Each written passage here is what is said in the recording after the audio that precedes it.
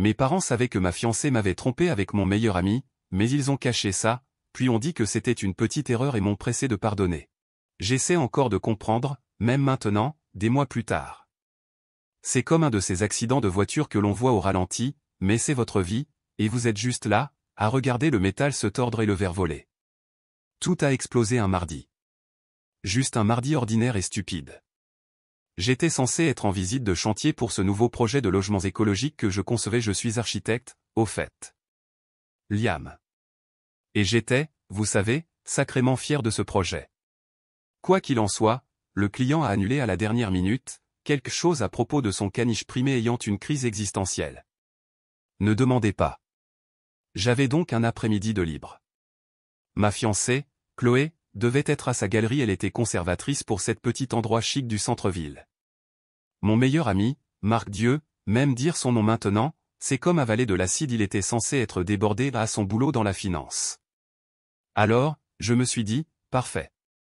Je passerai à notre appartement, prendrai le bon appareil photo, et descendrai au bord de l'eau pour prendre quelques clichés architecturaux pour m'inspirer. Nous vivions dans ce loft cool aménagé, tout en briques apparentes et grandes fenêtres. Les parents de Chloé, les Ashworth, nous avaient aidés avec la compte. Ils n'étaient pas seulement riches, ils étaient riches de vieille souche. Intimidants, mais ils avaient toujours semblé m'apprécier, ou du moins me tolérer. Chloé était leur fille en or.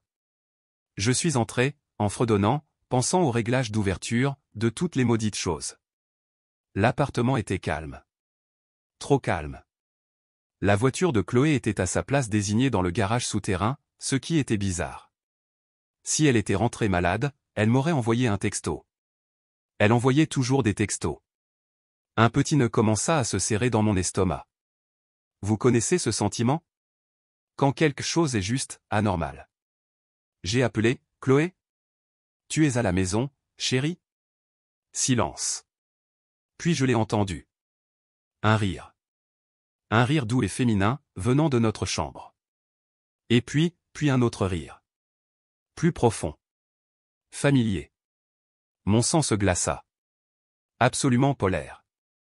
J'ai rampé dans le couloir, mon cœur martelant contre mes côtes comme s'il voulait sortir.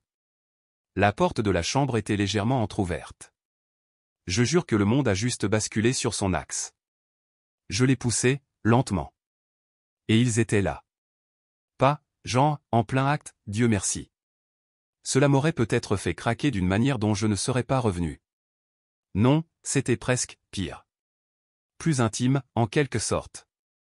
Chloé portait un de mes vieux t-shirts de groupe, celui, délavé, avec le groupe indépendant obscur dont elle me taquinait toujours. Ses cheveux étaient tout ébouriffés. Marc, mon meilleur ami depuis que nous étions des gamins morveux construisant des forts dans son jardin, était assis sur le bord de notre lit, torse nu, riant alors que Chloé lui tapait playfully sur le bras. Il partageait un bol de céréales. Des céréales. Dans mon t-shirt, dans mon lit, avec mon meilleur ami, mangeant mes maudites crunchy nues. L'expression sur leur visage quand ils m'ont vu, elle est gravée dans mon cerveau. Les yeux de Chloé s'écarquillèrent, comme un cerf surpris, la cuillère tombant de sa main dans le bol, éclaboussant du lait sur la couette. Marc. Marc avait juste l'air agacé. Agacé. Comme si j'étais entré alors qu'il regardait son émission de télévision préférée. Liam, halta Chloé, se dépêchant de remonter la couette, même si elle était à peu près couverte. Qu'est-ce que tu fais à la maison? Qu'est-ce que je fais à la maison? Ma voix sortit comme un murmure étranglé. J'avais l'impression d'avoir reçu un coup de poing dans le ventre, tout l'air expulsé de moi. Qu'est-ce que vous fichez, tous les deux? Marc, que Dieu le bénisse, eut en fait l'audace de dire, mec, calme-toi. Ce n'est pas ce que tu crois. Pas ce que je crois, répétai-je, un rire hystérique montant en moi. Tu es à moitié nu dans mon lit, avec ma fiancée, qui porte mon t-shirt. Dis-moi, Marc, à quoi ça ressemble? À une fichue réunion Tupperware? Chloé se mit alors à pleurer. De grosses larmes de crocodile. Liam, s'il te plaît, laisse-moi t'expliquer. C'est juste arrivé. C'est juste arrivé? Je me souviens que mes mains tremblaient. Je voulais casser quelque chose, n'importe quoi. Les céréales arrivent juste comme ça? Tu te retrouves juste dans mon lit, avec lui? Depuis combien de temps, Chloé? Depuis combien de temps est-ce que ça arrive juste? Elle ne voulait pas croiser mon regard. Marc, le brave soldat, décida finalement de mettre une chemise, la ramassant par terre. Écoute, Liam, nous ne voulions pas que tu le découvres comme ça. Oh, je suis tellement désolé d'avoir dérangé votre liaison clandestine. Je criais maintenant, les mots s'arrachant de moi. Y avait-il un horaire que j'ai manqué? Un mémo? Visite de chantier de Liam les mardis au parfait pour la trahison. L'heure suivante fut un brouillard de ses sanglots, de lui essayant d'être le raisonnable, l'audace, et de moi juste, craquant. J'ai découvert que cela durait depuis 3 mois. 3 mois qu'il se faufilait, me regardant dans les yeux, me mentant au visage. Marc, qui devait être mon témoin. Chloé, que j'allais épouser dans 6 mois, la femme autour de laquelle j'avais construit tout mon avenir. Je leur ai dit de sortir. Tous les deux. J'ai jeté les vêtements de Marc dans le couloir. Chloé se lamentait, où vais-je aller? Je ne sais pas, Chloé, dis-je, ma voix plate, dépourvue de toute émotion parce que si j'en laissais entrer, je me briserais. Va chez Marc. Va au diable. Disparais juste de ma vue. Ils sont partis. Et je suis resté là, au milieu de notre beau loft ensoleillé, entouré des fantômes de notre vie ensemble. Je me suis laissé tomber par terre, le chêne cher et frais sous moi, et je ne pouvais même pas pleurer. J'étais engourdi. C'était comme si mon cerveau avait court-circuité. Les premières personnes que j'ai appelées, après quelques heures à fixer le mur, furent mes parents. J'avais besoin d'eux. J'avais besoin que ma mère me dise que tout irait bien, que mon père me donne des conseils stoïques et pratiques. J'étais leur fils, n'est-ce pas? Ils seraient furieux pour moi. Maman répondit à la 3e sonnerie. Liam, mon chéri. Est-ce que tout va bien? Tu as l'air un peu bizarre. Et tout est sorti. Toute l'histoire sordide et incroyable. Je m'étouffais avec les mots, les larmes commençant enfin à couler sur mon visage. Je m'attendais à un choc, à de l'indignation. Au lieu de cela, il y eut une longue pause. Une très, très longue pause. Maman, dis-je finalement, la voix rauque. Maman, tu m'as entendu? Oui, mon cher, je t'ai entendu, dit-elle, sa voix étrangement calme. Trop calme. Liam, es-tu sûr de ne pas réagir de manière un peu excessive? J'ai eu l'impression d'avoir été giflé. Réagir de manière excessive? Maman, Chloé était au lit avec Marc. Mon meilleur ami. Comment est-ce une réaction excessive? Eh bien, commença-t-elle, et je pouvais entendre mon père marmonner quelque chose en arrière-plan. Chérie, les gens font des erreurs. Chloé, elle est jeune. Et Marc, eh bien, les garçons seront toujours des garçons, n'est-ce pas? Les garçons seront toujours des garçons? J'étais incrédule. Il a 32 ans, maman. Et c'est ma fiancée. Ce n'est pas une aventure d'adolescent dans un placard. Puis vint le coup de grâce.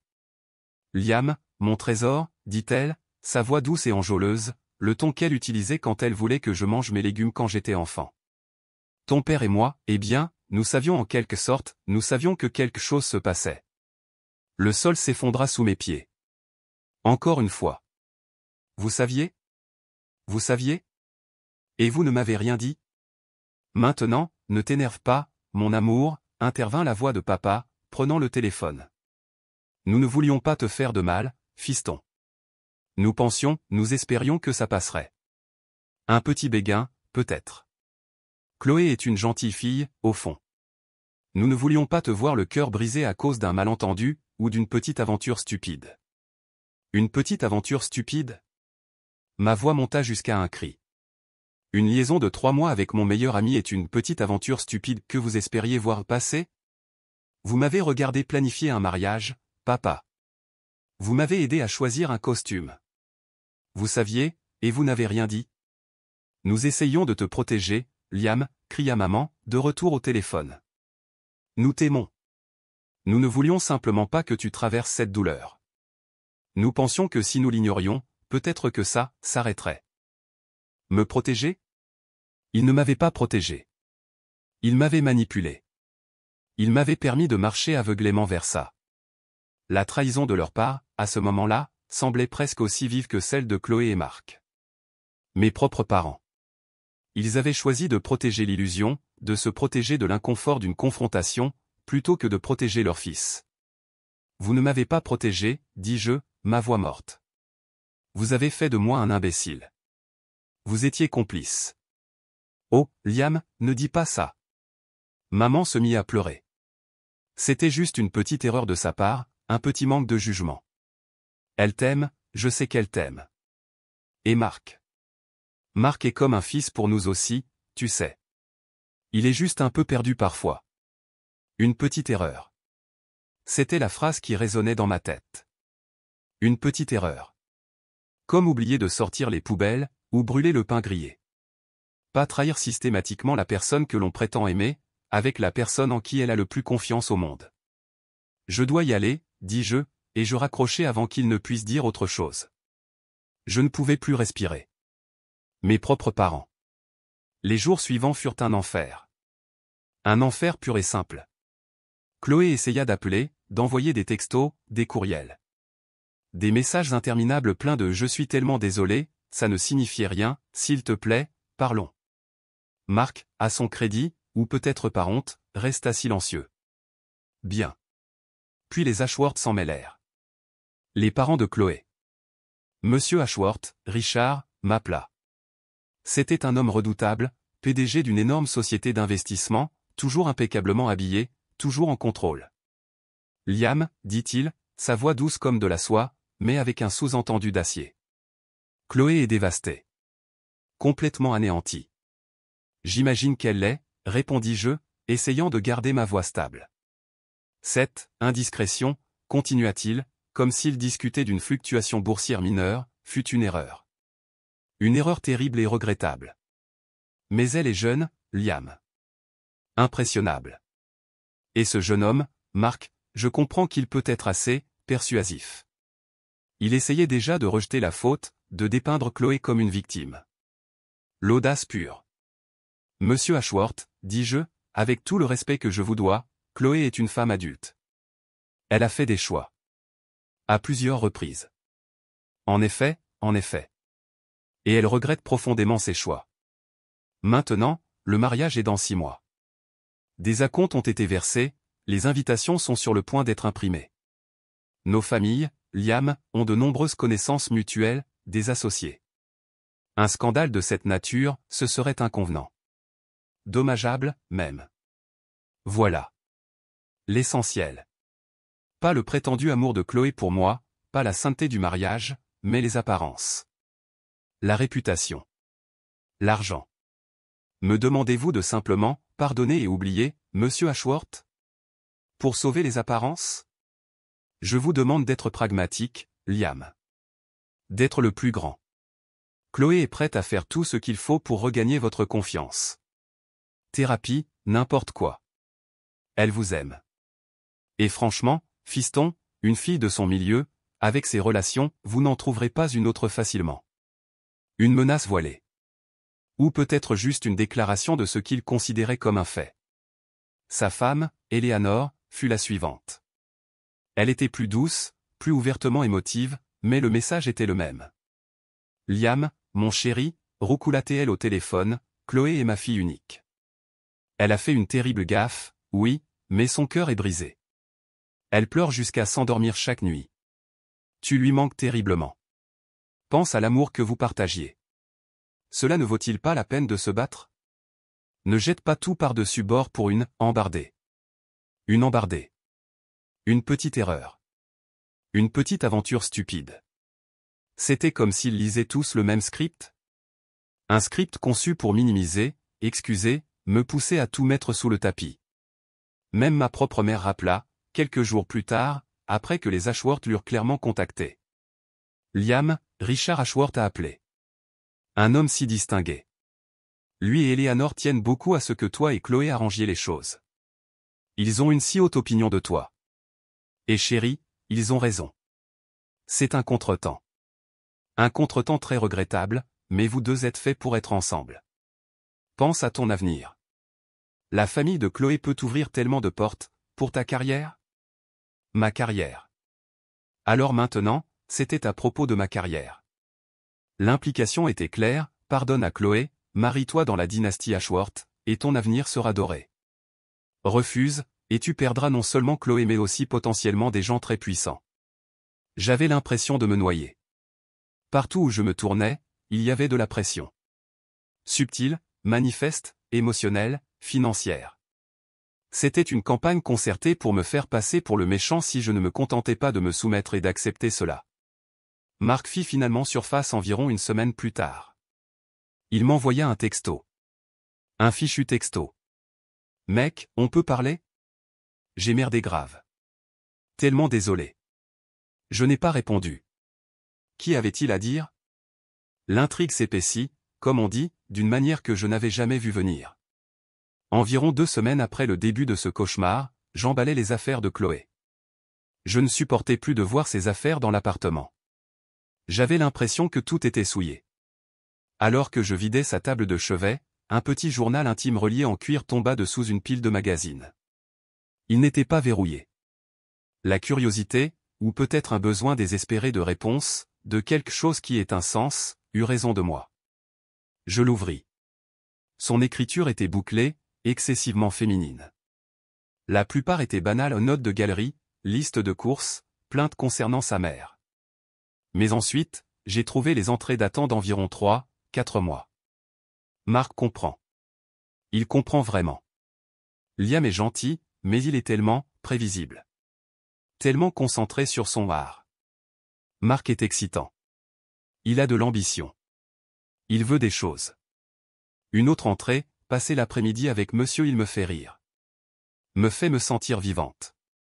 Liam a été tellement absorbé par ce nouveau projet, il me remarque à peine. Est-ce que ce sera ça le mariage? Confortable, mais ennuyeux. Et puis, celle qui remua le couteau dans la plaie, c'est arrivé. Avec Marc. Je me sens mal, coupable, mais aussi ravi. Est-ce terrible? Liam ne comprendrait jamais. Il est trop bon. Peut-être que je ne le mérite pas. Ou peut-être que je mérite plus que juste bon. Voilà. Pas une erreur. Pas une embardée. Pas une petite aventure stupide. C'était un choix conscient. Elle me trouvait ennuyeux, prévisible. Marc était l'évasion excitante. Elle sentait qu'elle méritait plus. L'arrogance pure, l'égoïsme de la chose, me coupa le souffle. Et Marc. Marc n'était pas un manipulateur suave. Il était juste un opportuniste, exploitant son insatisfaction, ou peut-être la partageant. Le journal dépeignait non pas une femme pleine de remords qui avait fait une erreur, mais quelqu'un qui cherchait activement autre chose, quelqu'un qui se sentait contraint par moi, par mon prétendu manque d'excitation ou d'ambition à ses yeux. Mon art, comme elle le disait, ma passion, était un point de discorde, pas de fierté. Cela changea tout. La sympathie que j'aurais pu rassembler, la minuscule parcelle de doute quant à savoir si j'étais trop dur, tout s'évapora. Il ne s'agissait pas de Marc la persuadant, ou d'elle étant seule. Il s'agissait de son caractère. Armé de cela, j'acceptai de rencontrer Chloé. Elle avait supplié pour un face-à-face. Nous nous sommes rencontrés dans un café neutre, un de ces endroits de chaîne sans âme. Elle avait l'air terrible. Les yeux rougis, la peau pâle. Elle avait perdu du poids. Elle se lança immédiatement dans son discours préparé.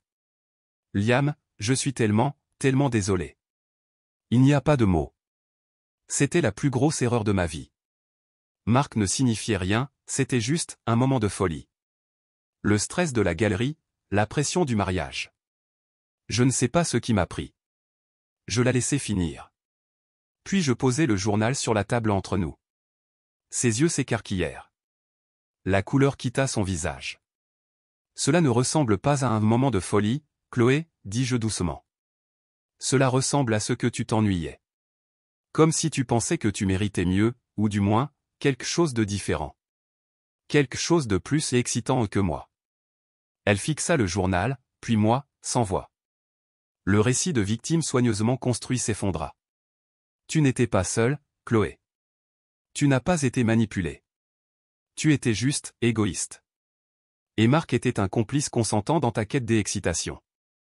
Elle se remit à pleurer, mais cette fois, c'était différent. Moins performatif, plus désespéré. D'accord, peut-être, peut-être que j'étais confuse. Peut-être que j'ai ressenti ces choses pendant un moment. Mais être sans toi, Liam, ça m'a fait réaliser. C'est toi que j'aime. C'est avec toi que je veux passer ma vie. C'était juste des pensées stupides, elles ne signifiaient rien. Elles signifiaient assez pour que tu couches avec mon meilleur ami pendant 3 mois, fis-je remarquer, ma voix toujours calme. C'était étrange, ce détachement. C'était comme si je m'observais de loin. Elles signifiaient assez pour que tu me mentes au visage tous les jours. Mais les gens changent. J'ai changé, plaida-t-elle. On peut surmonter ça. Mes parents, tes parents, tout le monde veut qu'on arrange les choses. On peut aller en thérapie, on peut reconstruire. Peut-on, Chloé, demandai-je. Peut-on reconstruire sur des fondations de mensonges et de trahison? Pourrais-je jamais te regarder à nouveau sans te voir avec lui? Pourrais-je jamais entendre son nom sans ressentir cette nausée dans mon estomac? S'il te plaît, Liam, murmura-t-elle en tendant la main vers la mienne. Je la retirai. Ne fais pas ça. Ne jette pas tout ce que nous avions. Que avions-nous, Chloé, demandai-je, sincèrement curieux. Parce que d'où je suis assis, il semble que nous avions une illusion très convaincante. C'est alors qu'une autre pièce du puzzle se mit en place, quelque chose que sa mère avait dit, quelque chose que ma mère avait répété. Tes parents, mes parents, ils semblent tous très investis dans le fait que nous arrangions les choses, songeai-je à voix haute. Presque, trop investis. Ce n'est pas seulement une question d'amour et de pardon, n'est-ce pas? Ton père a mentionné des relations d'affaires, la réputation. Chloé baissa les yeux. Mon père, il préparait une fusion. La petite entreprise de ton père a une expertise de niche dont l'entreprise de papa a besoin pour un contrat gouvernemental particulier. Les familles étant unies par notre mariage, c'était considéré comme un bonus.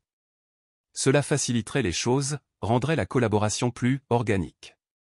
Un rebondissement que je n'avais même pas envisagé. Mon Dieu. Donc, la pression des Ashworth ne concernait pas seulement le bonheur de leur fille ou l'honneur de la famille. C'était les affaires. Notre mariage n'était pas seulement l'union de 2 personnes, c'était une alliance stratégique. Et mes parents? Étaient-ils au courant de cela? Avaient-ils aussi pensé aux avantages potentiels pour l'entreprise d'architecture en difficulté de mon père? Cette pensée me rendit malade. Donc, je ne suis pas seulement Liam, le fiancé au cœur brisé, dis-je, un goût amer dans la bouche. Je suis Liam, le grain de sable potentiel dans les rouages d'une affaire. Chloé hocha misérablement la tête. Je n'étais pas au courant des détails jusqu'à récemment. Papa a juste dit que ce serait avantageux pour tout le monde si nous restions ensemble. Le cynisme pur et simple de tout cela était à couper le souffle.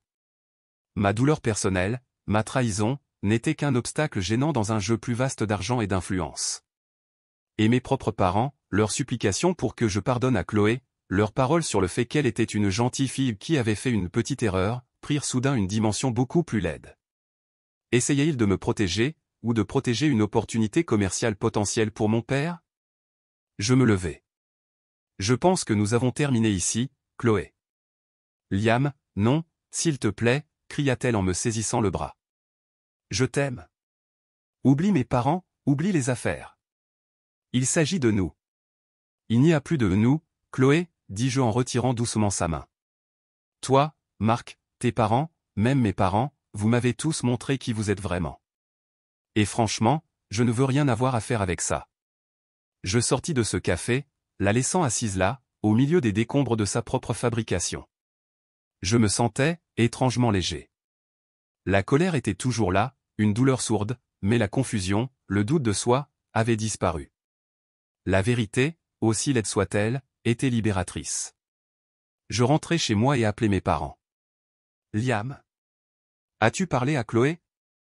Est-ce que tout va bien? Demanda maman, un tremblement plein d'espoir dans la voix. Je suis au courant de l'affaire, maman, dis-je, allant droit au but. Celle entre l'entreprise de papa et Ashworth Investment.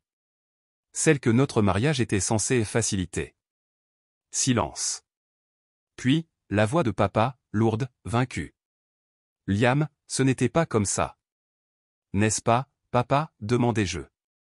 Quand tu m'as dit que Chloé avait eu une petite aventure stupide et que tu ne voulais pas me faire de mal en me le disant, était-ce la vérité? Ou pensais-tu aussi à la connexion Ashworth? À ce que cela pourrait apporter à ton entreprise? Ta mère et moi, nous voulions avant tout ton bonheur, dit-il, mais sa voix manquait de conviction. L'aspect commercial, c'était une considération secondaire. Un résultat positif potentiel, peut-être, mais pas le facteur déterminant. Secondaire, répétais-je. Ma vie, ma confiance, mon avenir, secondaire à un résultat positif potentiel. Je soupirais.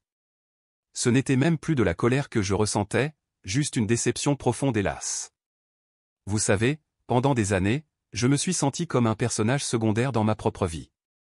Toujours à essayer de répondre aux attentes, toujours à essayer de faire ce qu'il faut. Et pendant tout ce temps, il semble que j'étais juste un pion. Ce n'est pas vrai, Liam, protesta maman, la voix épaisse de larmes. Nous t'aimons. Je sais que vous m'aimez, maman, dis-je, et je le croyais, à leur manière imparfaite, ils le faisaient. Mais votre amour venait avec des conditions que je n'avais pas acceptées, avec des priorités qui n'étaient pas les miennes. Vous avez choisi de me cacher la vérité, non pas pour me protéger, mais pour protéger votre propre confort, et peut-être, juste peut-être, une affaire. Je leur ai dit que j'avais besoin d'espace. Beaucoup d'espace. Je leur ai dit que je ne serais pas au dîner du dimanche pendant un certain temps. Ou peut-être plus jamais. La conversation fut courte, douloureuse et absolument définitive d'une manière que rien n'avait été auparavant. Puis, je me suis occupé de Marc. Il avait essayé d'appeler. J'ai finalement décroché. Liam. Mec, Dieu merci. J'ai failli devenir fou. Je suis tellement, tellement désolé. Je ne sais pas quoi dire. C'était un moment de... Je ne sais pas stupidité. Faiblesse. Garde ça pour toi, Marc, dis-je, ma voix plate. J'ai lu le journal de Chloé. Je sais que ce n'était pas à un moment. C'était calculé. Tu as vu une opportunité, elle cherchait une excitation et que je ne pouvais apparemment pas lui fournir, et vous y êtes allés tous les deux. N'insulte pas mon intelligence en prétendant que c'était un accident. Il resta silencieux un instant. Puis, un soupir. D'accord. Ouais. Peut-être que tu as raison. Mais Liam, notre amitié, des décennies, mec. Ne laisse pas ça tout détruire. Tu l'as détruite, Marc, dis-je. Toi et Chloé. Vous avez pris une masse et vous l'avez réduite en 1 million de morceaux. Il n'y a plus rien à sauver. Alors c'est tout? On a terminé? Sa voix était incrédule. C'est tout, confirmai-je. Perds mon numéro. Et j'ai raccroché. Les suites furent calmes. Terriblement calmes. J'ai quitté le loft. Je ne pouvais pas y rester. J'ai trouvé un endroit plus petit, fonctionnel, propre. Je me suis jeté dans mon travail. Ce projet de logements écologiques est devenu mon salut. Concevoir, créer, construire quelque chose de nouveau, de positif, c'était la seule chose qui avait un sens. Les parents de Chloé, j'ai entendu dire par oui-dire, étaient furieux. Pas seulement contre Chloé, mais contre moi, pour ne pas avoir joué le jeu, pour avoir tout gâché. La fusion, apparemment, a connu un accroc. L'entreprise de papa n'a pas obtenu le partenariat lucratif. J'ai ressenti une pointe de culpabilité à ce sujet, pour papa, mais elle fut rapidement éclipsée par l'amertume persistante de sa propre complicité. Il avait fait son lit. Mes parents ont essayé de me joindre encore quelques fois. Cartes, messages vocaux. Tu nous manques, fiston. La famille, c'est la famille. Je n'ai pas répondu. Les blessures étaient trop profondes. Comment pardonner à des gens qui non seulement vous ont regardé marcher vers une falaise mais vous ont aussi donné un petit coup de pouce, tout en vous disant que c'était pour votre bien? Chloé, j'ai entendu dire, a finalement emménagé avec Marc. Je ne sais pas s'ils ont duré. Ça m'est égal. Sa dernière tentative pour me contacter fut un courriel, environ 6 mois après que tout ait explosé. Il était long, décousu, plein de regrets et d'apitoiement sur soi. Elle disait que Marc n'était pas celui qu'elle pensait, que les excitations s'étaient estompées, qu'elle réalisait que j'étais le seul à l'avoir jamais vraiment aimé. Elle demandait s'il y avait une chance, une infime lueur d'espoir, pour nous. Je l'ai supprimé sans répondre. Cela fait plus d'1 an maintenant. Les arêtes vives de la douleur se sont émoussées, mais les cicatrices restent. Je ne fais plus confiance aussi facilement. Je suis plus sur mes gardes. Mais je suis aussi, plus fort, je pense. J'ai beaucoup appris sur moi-même, sur la loyauté, sur le genre de compromis que je suis prêt à faire, et ce que je ne suis pas. Je ne suis avec personne de nouveau. Pas encore. Je ne suis pas prêt. Je suis encore en train de guérir, encore en train de découvrir qui est Liam sans Chloé, sans Marc, sans le poids étouffant des attentes et des tromperies de ma famille. Parfois, tard dans la nuit, quand la ville est calme, je pense à eux. Chloé, Marc, mes parents, les Ashworth. Et je ne ressens plus de colère. Je ne ressens juste rien. Un vaste espace vide où quelque chose existait autrefois. Et peut-être, juste peut-être, que c'est le premier pas pour vraiment tourner la page. Les couper tous de ma vie n'était pas une question de vengeance. C'était une question de survie. C'était choisir moi-même, ma santé mentale, mon intégrité, plutôt qu'un tissu de mensonges et de manipulation, aussi doré que la cage ait pu être. Et je ne regrette pas ce choix. Pas une seconde. Ce fut la chose la plus difficile que j'ai jamais faite, mais ce fut aussi la plus honnête. Et à la fin, l'honnêteté, même brutale et douloureuse, est tout ce que nous avons vraiment, n'est-ce pas?